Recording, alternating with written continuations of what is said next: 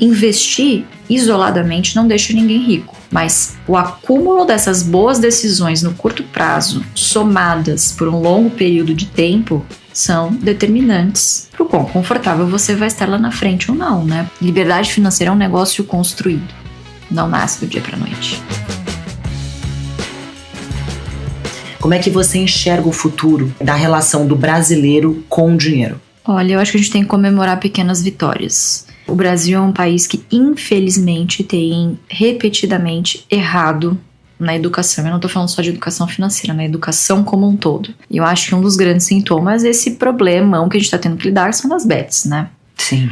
Então, eu não acho que isso seja o problema, eu acho que isso é um dos sintomas, né, da forma equivocada com que o brasileiro foi levado a tratar do seu dinheiro. O dinheiro, ele não é o vilão, na verdade. Quem tem dinheiro, você resolve 70% dos seus problemas estão resolvidos se você tiver ali uma reserva financeira, né? Sim. Então, não é uma coisa que vai acontecer do dia para noite. Liberdade financeira é um negócio construído, não nasce do dia para noite, né? E é um negócio que, gente, é difícil. Vamos combinar? Não gastar no final do mês, você tem que fazer algum sacrifício para que sobre no final do mês para que você consiga investir bem. Lógico. Não digo só na bolsa, mas investir na sua própria educação, na sua profissão e coisas do tipo. Então, tem que ser uma decisão que, quando tomada, se for tomada no âmbito familiar, melhor, porque você tem ali todos os agentes daquela família trabalhando em prol desse objetivo, e tem que ser uma decisão que, quando tomada, vá crescendo dentro do seu hábito. Até chegar no momento em que isso já se torna uma parte tão forte de você que você vai começar a pagar o boleto do futuro antes de você pagar os boletos do presente, né? E o boleto do futuro é justamente essa parte da sua renda que você poupa, que você vai ter que destinar para que lá na frente isso se torne uma renda passiva. Muito legal. É isso. Maravilhoso. É isso. Você fala muito de democratizar o investimento na bolsa. Sim. Fala um pouquinho disso pra gente. Eu até estava dividindo com você aqui no off que eu mesma ganho meu dinheiro, trabalho, tenho 42 anos, gente, não sou uma menina, e eu ligo pro meu marido pra perguntar o que é o melhor investimento pra mim. Isso é ridículo, mas eu gostaria que você falasse um pouquinho. Eu acho que assim, o primeiro movimento é de você ter essa autoconsciência, porque assim... Do ridículo. Não, você não chamaria de ridículo, assim, que bom que você tem um marido que você possa confiar pra você, não tem problema você se consultar com alguém, desde que você esteja plenamente ciente do que você está fazendo ali, porque muitas pessoas às vezes dependem 100% da opinião de terceiros, e aí o que acontece? Você não cria aquela questão da autorresponsabilidade. Lógico. No seu negócio, no meu negócio, se eu tomo alguma decisão, mesmo que seja colegiada, a decisão foi minha, né? Por mais que você ouça a opinião de terceiros, de um consultor, enfim.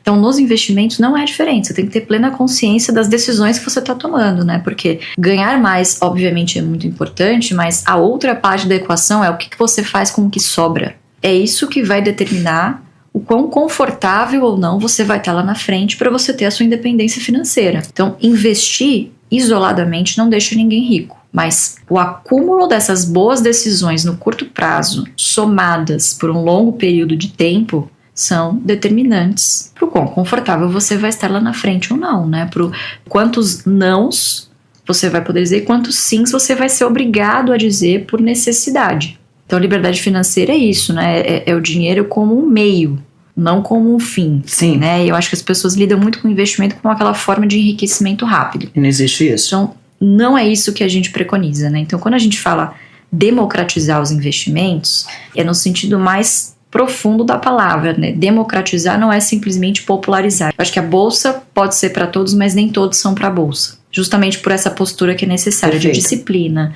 de paciência. O comportamental vai determinar 80% do seu resultado a longo prazo. 80%. Porque informações hoje sobre boas empresas, você consegue informação hoje, se você conseguir filtrar, obviamente, né, e estudar, se dedicar, você consegue identificar o que é uma boa empresa, o que não é, o que é o bom preço, o que não é. Agora, tem sempre aquele o diabinho e o anjinho do seu lado, do tipo, vende, já deu 5%, vende, né, ou compra isso daqui que você fazer o preço médio. Então, muitas vezes as pessoas negligenciam a consistência. Então, a gente fala muito sobre o aporte mensal, a paciência e a disciplina de você fazer o feijão com arroz bem feito pelo máximo de tempo possível. Então, a liberdade financeira, ela é a renda passiva, ela é conquistada. Ela não cai do céu. E muitas vezes essa é uma trajetória muito solitária. Tem que ser solitária, porque no final do dia quem vai apertar o botão do compra ou do vende é você.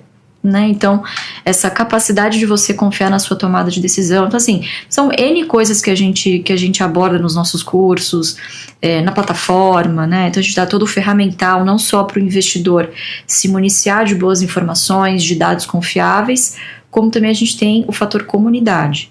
Que, óbvio, você não vai tomar uma decisão 100% baseada no que está ali, mas dizem que você é a média das pessoas com que você convive. Sim. E isso é um fato. É um fato. Então, você está mais propício a tomar boas decisões se você está ali no meio de pessoas que estão conversando sobre a mesma coisa, que têm os objetivos alinhados, né? E a palavra que a gente sempre escuta é confiança. Eu tenho confiança de que vocês vão fazer, para mim, exatamente o que o Barsi fez pro patrimônio dele, exatamente o que vocês fazem pro patrimônio de vocês. Eu acho que muito a gente está colhendo hoje os frutos do modo como a gente se posicionou na internet. Então, assim, eu não fico falando de política toda hora. Eu não fico Você falando fala de quando assuntos. ela influencia no investimento. Sem dúvida, eu tento falar sempre com um viés de como isso vai influenciar ali a sua tomada de decisão, mas nunca tomando partido lá do A, lá do B, Porque esquerda. não interessa, né? A gente vai ter que conviver com parte do que tá. Porque não interessa, exatamente. Então na internet você tem muito barulho e pouco conteúdo de fato, que quando você cava um pouquinho mais, você vê que é um negócio bastante raso, né?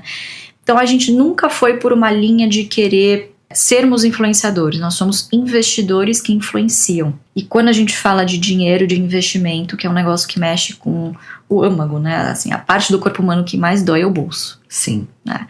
Quando tá subindo, você é herói.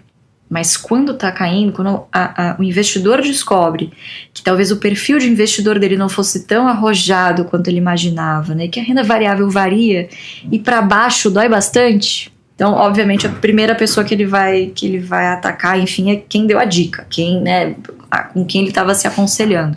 Então, a gente sempre se manteve muito sóbrio em relação a isso, de não fazer oba-oba, de não se meter em assunto que trouxesse like, mas não trouxesse nenhum fundamento para que esse investidor tomasse uma decisão ou Isso não. é muito responsável hoje em dia na internet, Muito, né? Muito. Assim, tendo a consciência de que investimento é um negócio muito sério. Claro, erros acontecem e vão acontecer, mas a gente sempre tentou criar com o nosso aluno, com o nosso cliente, uma relação de confiança.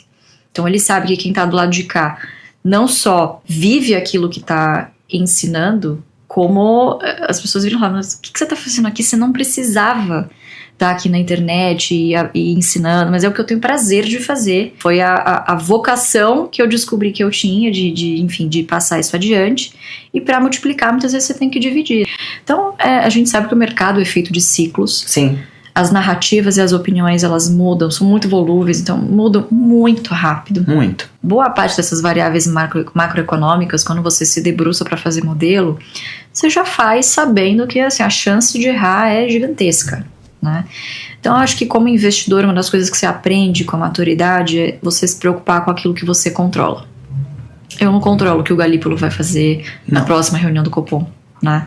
Mas eu consigo controlar a qualidade do ativo que eu compro. Sim. E eu consigo controlar o preço que eu pago por esse ativo. E me fala uma coisa, você estudou o quê? Eu fiz economia e contabilidade. Tá.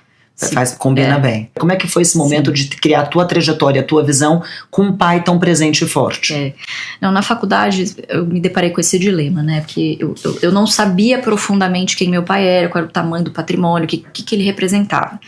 E aí na faculdade eu meio que descobri por acaso, já contei essa história algumas vezes, eu passei em frente a uma banca de jornal e vi meu pai na capa de uma revista Bilionários da Bolsa. Eu, como assim bilionário? Não é milionário, é com B? E aí aquilo caiu uma bomba em cima de mim, eu falei, meu Deus, e agora o que eu faço com essa informação, né? Então eu já sabia que eu queria trabalhar com ações, meu pai já era uma pessoa que eu já me inspirava pela trajetória, por tudo que ele conquistou, né? Mas a partir do momento que eu entendi a relevância que ele tinha no mercado e o que ele podia me ensinar, foi ali que eu de fato tomei a decisão de não, eu quero trabalhar com ele, é voluntário, é o que eu gosto e eu preciso sugar que tem no cérebro desse homem o máximo de tempo possível, né? Na época até cheguei a cogitar, poxa, será que vale a pena eu estudar fora, ter outras experiências? Ou ir para um banco, né? Que seria o normal pelo teu currículo. Ou ir para um banco, ou sei lá, cheguei a fazer várias entrevistas, né? Pra trainee na época, enfim, porque eu queria me desafiar. Eu falei, bom, não é possível que eu não consiga nenhuma oportunidade que não seja pelo meu sobrenome, né? Sim. Porque, obviamente, o sobrenome abre portas, mas... Não te mantém em lugar nenhum. Não te mantém em lugar nenhum. E aí eu tava nesse dilema, será que eu vou, né, moro fora, tal. E aí quando eu entendi a importância, a relevância que ele tinha pro Brasil, e talvez que muitas pessoas não sabiam também dessa relevância, assim como eu falei, não, isso aqui, eu vou aprender tudo que eu tenho que aprender com meu pai. Hoje meu pai tá com 86 anos, né, Harvard tá aí há 300 anos, né. Então dá pra esperar. Meu pai não dá pra esperar. Sim. E o que ele construiu, eu não sei se Harvard me ensinaria. Não, né? Com certeza não. Então segui por esse caminho e, enfim, na época não me parecia o mais óbvio, mas é o que eu tinha vontade, é o que o meu instinto me dizia pra seguir.